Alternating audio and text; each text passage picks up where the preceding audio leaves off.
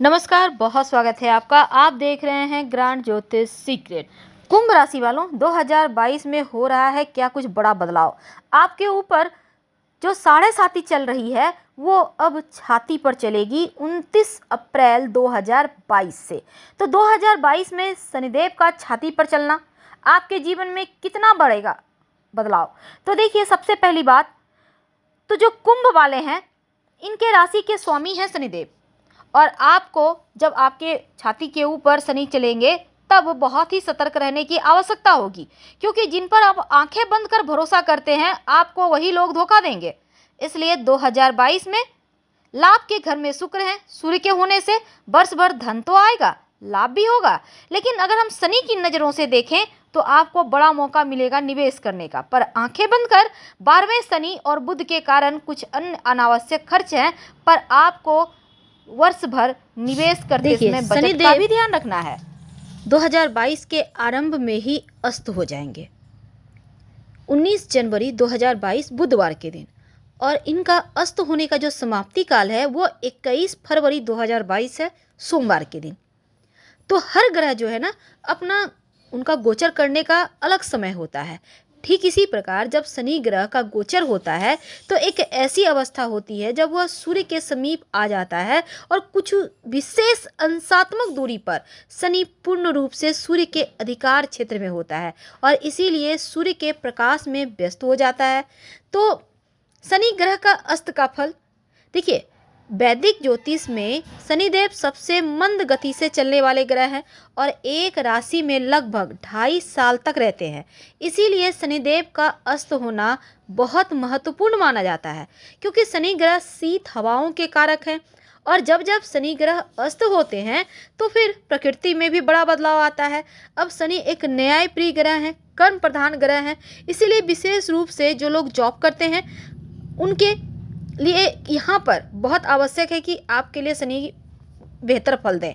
इसलिए आपको रोज शाम में ओम शं शनैश्चराय नमः का जप करना है।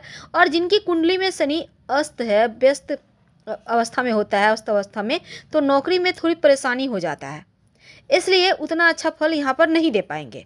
लेकिन अब शनि का अस्त होने को तारा डूबना भी कहते हैं और शनि का लोप होना भी कहते हैं, क्योंकि इस समय थोड़ा सा चुनौतियाँ तो जीवन में बढ़ा देते हैं।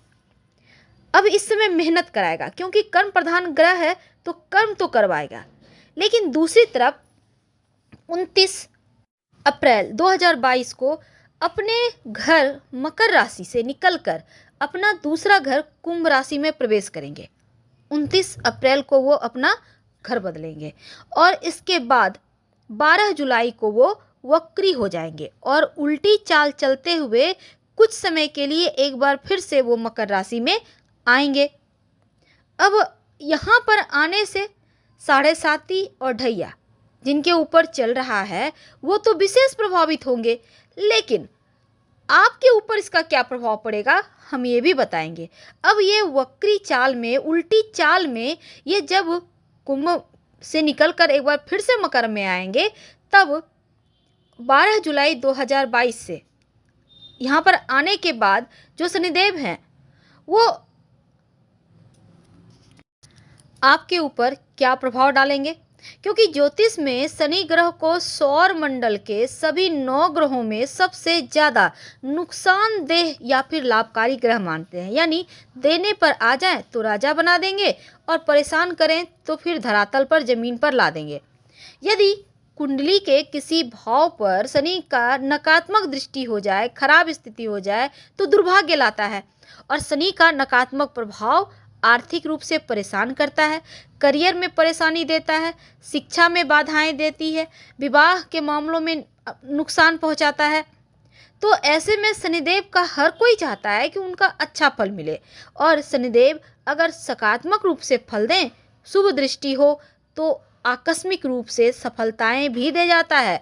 धन मान प्रतिष्ठा रातों रात जमीन से उठाकर आसमान की ऊंचाइयों पर बिठा देता है।